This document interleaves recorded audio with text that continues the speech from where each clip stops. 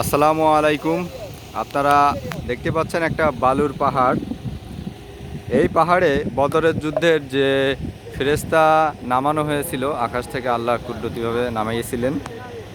এই পাহাড়ে জিবরাইল আলাইহিস সালাম সহকারে 1000 ফেরেশতা নামানো হয়েছিল এই বালুর পাহাড়ের উপরে।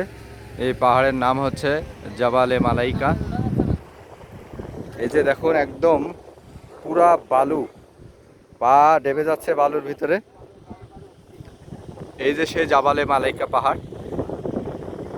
এই পাহাড়ের উপরে 1000 ফেরেশতা কুদরতিভাবে আল্লাহ পাক নামাইছিলেন এই বদরের যুদ্ধে নবী করিম সাল্লাল্লাহু আলাইহি সাল্লামের সাথে যুদ্ধ করার জন্য কাফেরদের বিরুদ্ধে।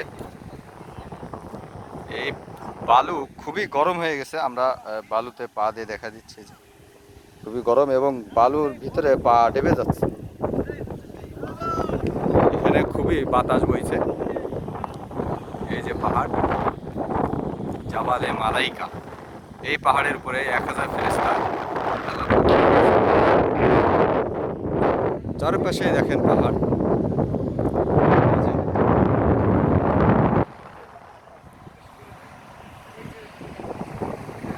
চারিদিকে শুধু পাহাড় আর পাহাড়, পুরো পাহাড়টাই বালু।